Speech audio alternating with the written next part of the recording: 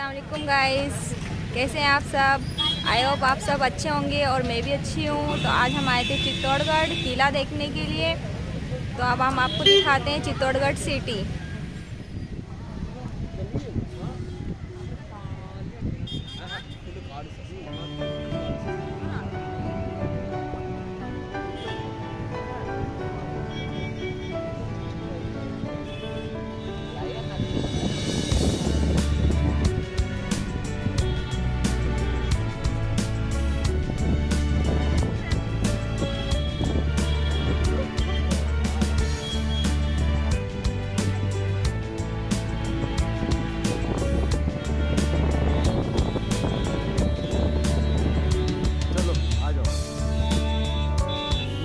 आज यार न्यूयॉर्क को जैसे ज़्यादा ही भीड़ पड़ रही ना।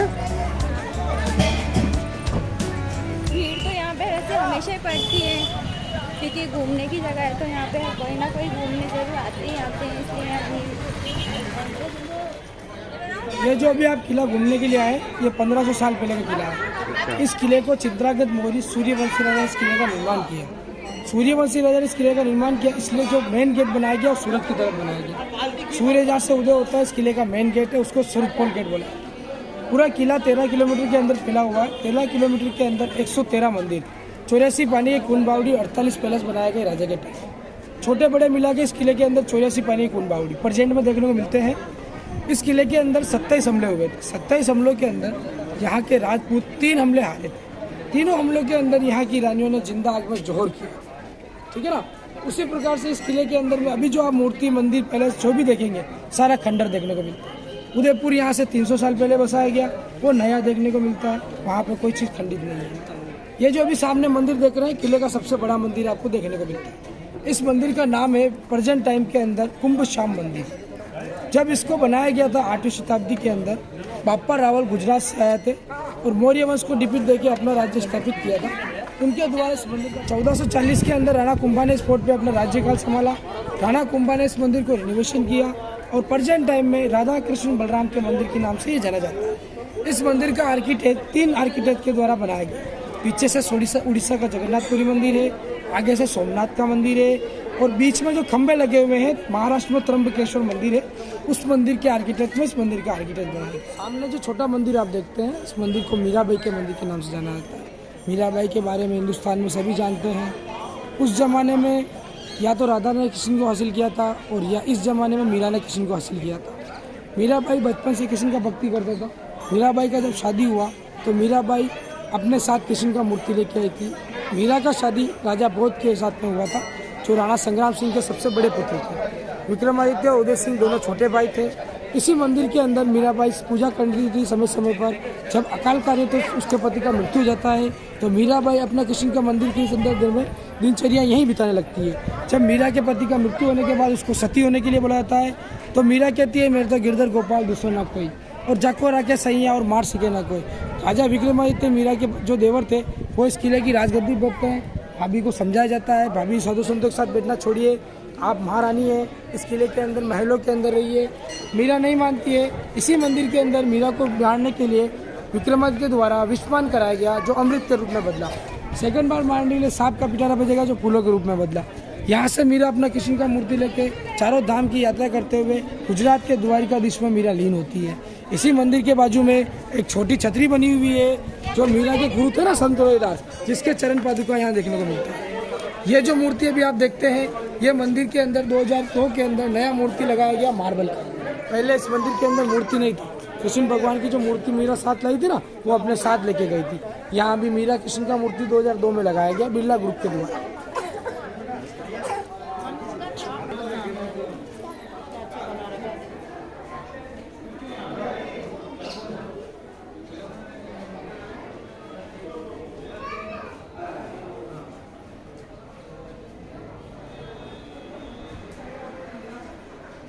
रास्ते में से उड़ जाओ मैडम। हाँ अरे इधर आ जाओ, इधर।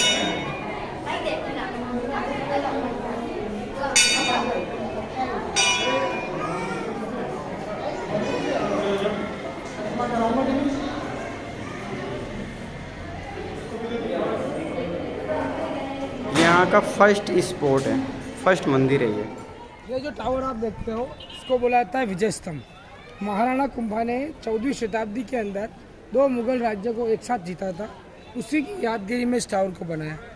अहमदाबाद और MP स्टेट जो मालवा बोला जाता है, 2 स्टेट एक रात जीतने की विजय की जरूरत में इसमें टावर को बनाया गया। वो ज़माने में 1448 से लेकर 1458 तक 10 साल का समय लगा था। 90 लाख रुपया खर्चा आया। हाइट 122 फीट है। अंदर जाने के लिए 157 सीढ़ी बनाया गया।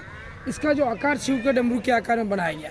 नीचे से 2 मंजिल सकड़ा है, बीच में 5 मंजिल सकड़ा है, ऊपर जाके वापस 2 मंजिल चौड़ा बनाया गया। भगवान विष्णु को समर्पित ये टावर बनाया गया है।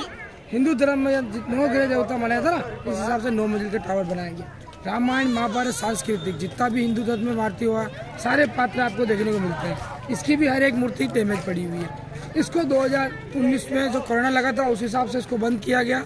अभी तक वापस इसका खोलने का आदेश नहीं आया। अब इसके नीचे चलेंगे जौहर स्थल, शिव मंदिर और गौमूत्र। जो खंडित बने हुए ना, ये उस जमाने में मंदिर बनाए गए थे, लेकिन जो मुगलों के अटैक हुए थे ना, वो अटैक के दौरान ये सारी चीज तोड़ी गई चीज को किसी को भी रिनोवेशन नहीं किया।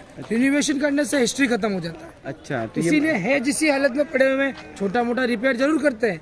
उसमें भी सीमेंट यूज नहीं होता मैडम, आज के टाइम में भी रेत के लाए थे ना, रेत के अंदर अपने ईंट के पीस के बुरादा मिला के उसको लगाया जाता है, ताकि उससे क्या वो लाल ही दिखे, पुराने जमाने टाइप ही दिखे। इसलिए रिनोवेशन कोई भी चीज नहीं किया गया। उत्तरी जौहर गेट बोला जाता है। इसके सामने जो गेट देखते हैं उत्तरी जौहर गेट। उस जमाने में जो ये सामने ग्राउंड देखते हैं ना, ये उस जमाने में 40 फीट खड्डा था। जब आर्कियोलॉजी सर्वे ने इस किले के ऊपर सर्वे किया, इस जगह से हड्डी राख ज्वेलरी वगैरह मिली। उसको लेबोरेटरी में टेस्ट करने के प्रदान वो लाखों हजारों साल पुरानी निकली।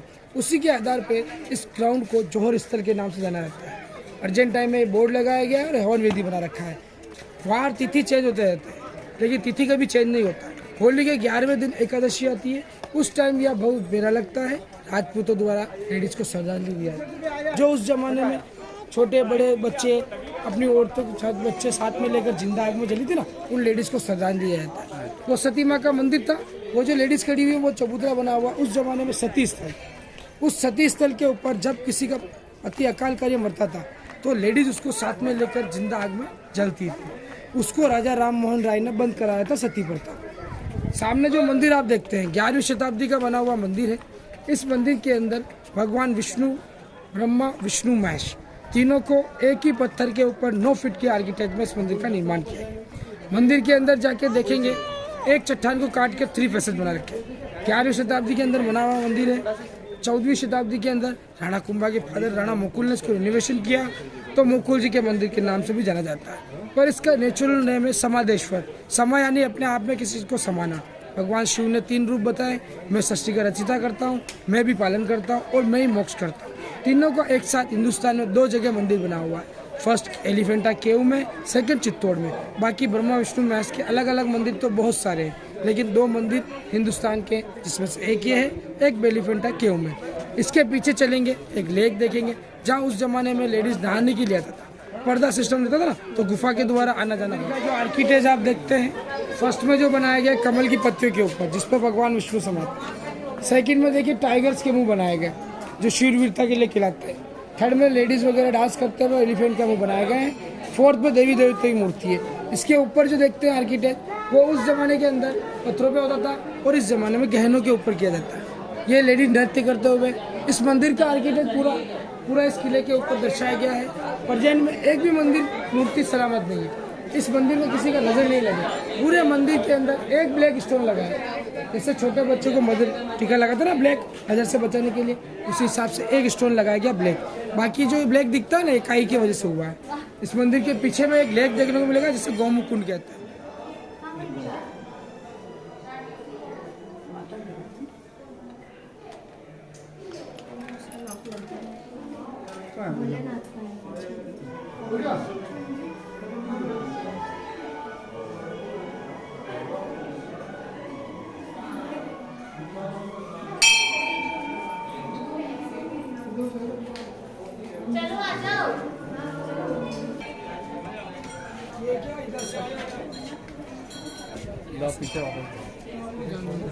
मैं आप कहीं ना खड़े हो जाओ।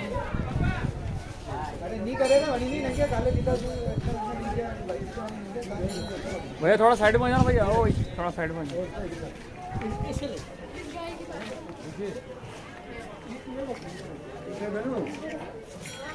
ये जो लेक आप देखते हैं, नेट पे सर्च करते हैं चित्तौड़गढ़ फोर्ट तो ये व्यू आता है। इस लेक को बताता है गोमुख टैंक। गाय के मुख से पानी गिरता है। भगवान विष्णु का बाद में मंदिर है शिव जी का, और एक 6 फीट की विष्णु की मूर्ति बनी हुई है, लेकिन प्रेजेंट में दोनों चीज डूबी हुई है क्योंकि पानी लबालब भरा हुआ है। इस कुंड के अंदर ये जो सामने मंदिर दिखता है ना, इस मंदिर के नीचे उस जमाने में टनल आता था, उधर से भी इधर से दोनों तरफ से अभी क्लोज कर रखा है। पर्दा सिस्टम के कारण लेडीज नहा धो के शिव की पूजा करके वापस अपने पैलेस में जाते थे। नेक्स्ट यहाँ से चलेंगे अपन रानी पद्मिनी का महल।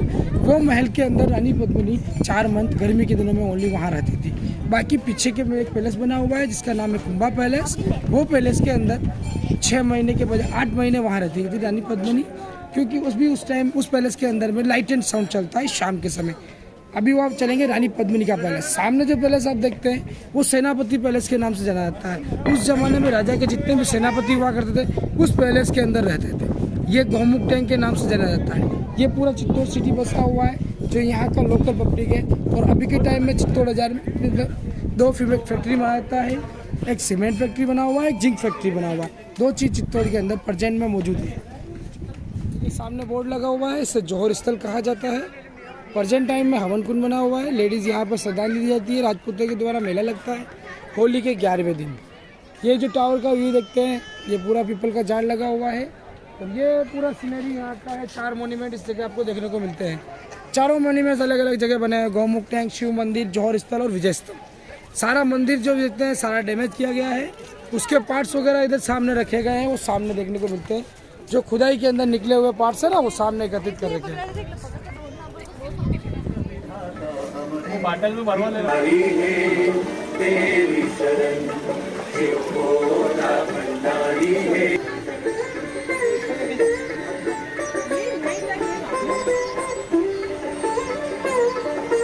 निर्गुण निराकारी हे सत्यम अविनाशी हे गंगार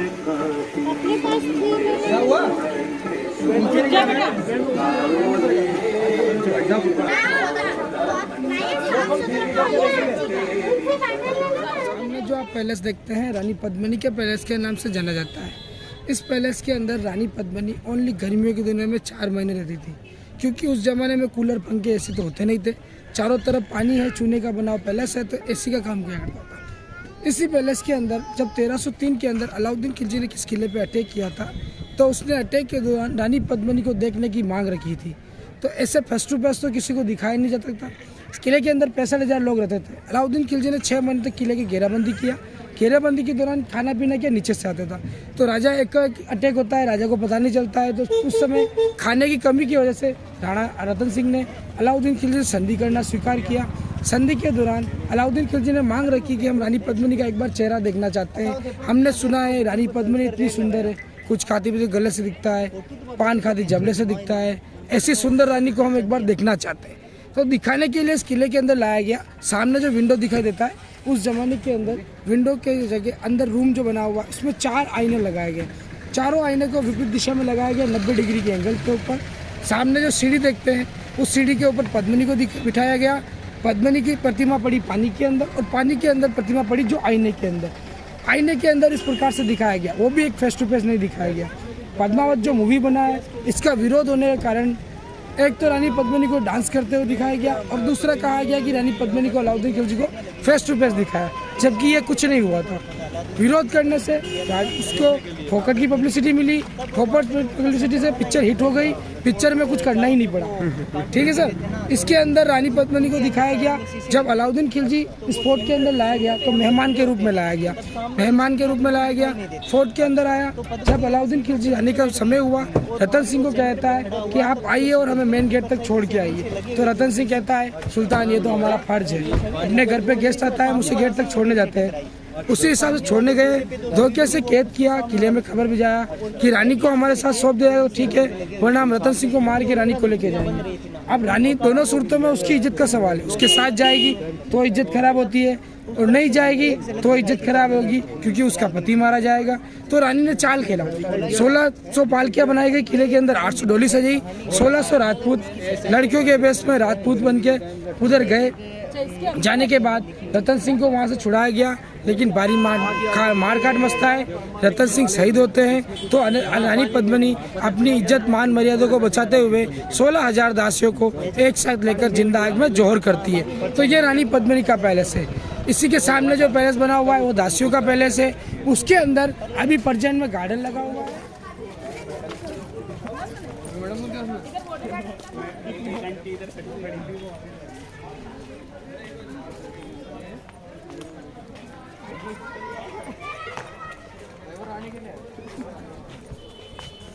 महाराणा प्रताप का किला, ये लंबे लंबे भाले और ये लंबे लंबे तलवार अभी आपको हम दिखाएंगे म्यूजियम के अंदर। अभी आप देखिए तो ये दासियों रानी का पद्मिनी की दासियों का गार्डन है, यहाँ पे दासियाँ रहती थी, तो आप देख सकते हैं। रानी पद्मावती का किला, ये महल यही है, रानी पद्मावती महल।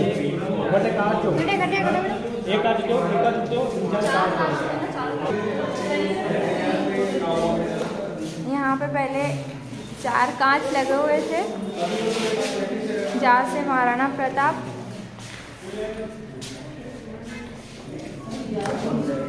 रानी को देखते थे, कांच और पानी के।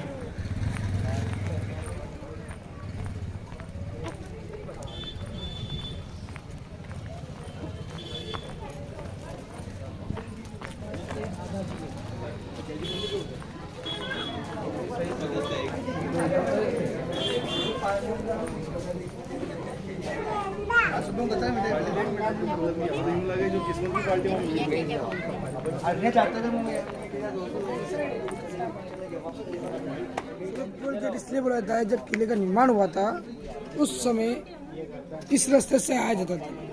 जो रास्ते से गाड़ी लेके आते हैं वो बाद में गवर्नमेंट के द्वारा बनाया गया है, राजपूतों के द्वारा ये रास्ता चला करता था। 7 गेट इधर भी होते थे, 7 गेट उधर भी होते थे, लेकिन इधर जो मैदान पूरा देखते हैं ये पूरा लड़ाई का मैदान है। उस जमाने में लड़ाई वगैरह सारी इधर होती थी। तो 5 गेट टूट चुके हैं, अभी 2 गेट देखने को मिलते हैं। गेट के जो गेट लगा हुआ है, इस गेट को बाद में लगाया गया। पहले जो गेट था, अकबर ने जब इस किले पे अटैक किया था तो इस किले का जो मेन दरवाजा था उसे अकबर अपने साथ लेके गया। और बुलंद दरवाजा का नाम सुना होगा, उस बुलंद दरवाजे जो गेट लगा हुआ है वो चित्तौड़गढ़ का गेट है। इस गेट के ऊपर जो किले लगे हुए हैं, ये हाथी को मदिरा पिलाने के बाद युद्ध के समय उससे गेट तुड़वाए जाते थे। इसीलिए हाथी की हाइट की वजह से गेट के किले जो ऊपर लगा रखे हैं, ताकि शोपीस के लिए लगाना हो तो नीचे ऊपर कहीं पे भी लग सकते। इस गेट का वॉशिंग अभी 2-3 साल पहले हुआ था, इसीलिए गेट अभी कहीं से ब्लैक नहीं दिख रहा। ये जो पूरा लड़ाई का मैदान है, इस मैदान के अंदर उस जमाने में सारे लड़ाई इधर ही हुआ करती थी। इसमें एक छोटा जो पहाड़ी बना हुआ है, उस पहाड़ी को कुंभकर्ण पहाड़ी के नाम से जाना जाता है। इस पहाड़ी का आकार देखिए, जिस प्रकार से कोई आदमी सोया हो, आगे उसका पेट मुंह है, बीच में पेट है और पीछे में पेट। अभी के टाइम में इधर खेती बाड़ी होता है, जितना भी गेहूँ मक्का बाजरा वगैरह सारा इधर होता है। पहले के टाइम पे इधर सारी लड़ाई होती थी। 65,000 लोग किले के अंदर रहते थे और वो साइड में नदी पड़ता है तो खेती बाड़ी उस तरफ हुआ करती। अभी ये जो व्यू देख रहे हैं, ये पूरा अभी के टाइम पे खेती बाड़ी का व्यू देखने को मिलता है।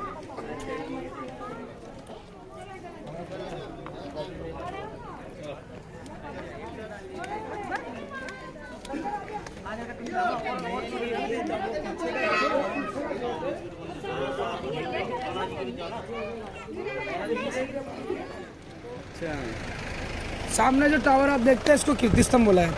उस जमाने के अंदर राजाओं के खजांची हुआ करते थे, जैन समाज के लोग, उन्हीं के द्वारा इस टावर को बनाया गया। ये टावर बनाया गया 7 मंजिल का। इसके अंदर आपको छोटे बड़े मूर्ति देखने को मिलती है। वो 3री फ्लोर के ऊपर 1007 मूर्ति बनी हुई है जय दिगंबर। इसका गेट छोटा बनाया गया है क्योंकि इनकी जितनी भी मूर्तियाँ बनी है जैनियों की, एक का कोई निशानी रहा, इसीलिए राजाओं के द्वारा जैनियों की हेल्प करके इस टावर को बनाया गया। उस जमाने में इसके ऊपर सैनिक बैठ के बैटलफील्ड के ऊपर निगरानी करेगा, उसके लिए इस टावर को बनाया।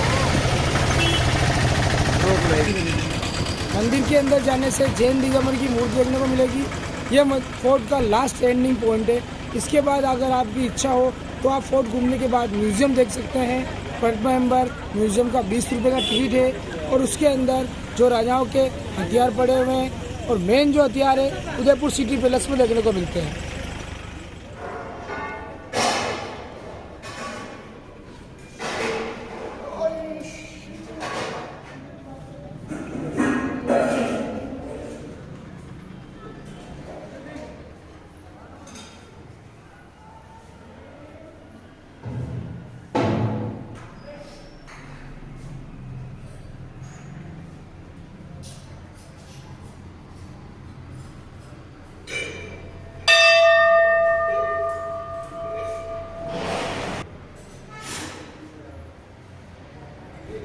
आता है फतेह प्रकाश महल। राजाओं के टाइम पे जो सारे मोन्यूमेंट बनाए गए वो सारे डैमेज थे।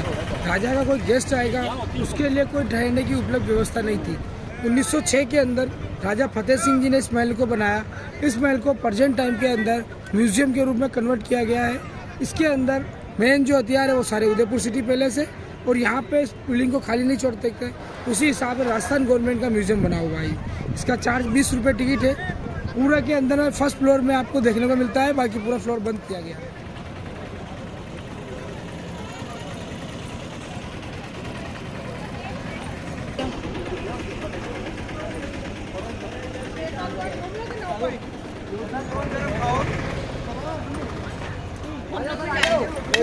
बनाने दिया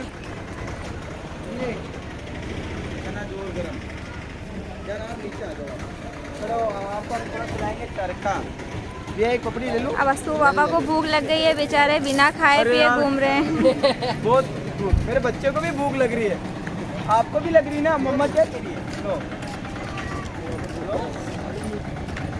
यार बहुत थक गए, बहुत बड़ा किला है यार। तो हम सब बहुत थक गए हैं पूरा चित्तौड़ घूमते घूमते, क्योंकि बहुत बड़ा किला है, बहुत सारे मंदिर हैं। हर एक जगह घूमते घूमते अब हमको शाम भी हो गई है और दिन से हमने कुछ खाया भी नहीं है, इसलिए बहुत थक गए हैं। अनाया भी बहुत थक गई है, वो भी परेशान हो रही है।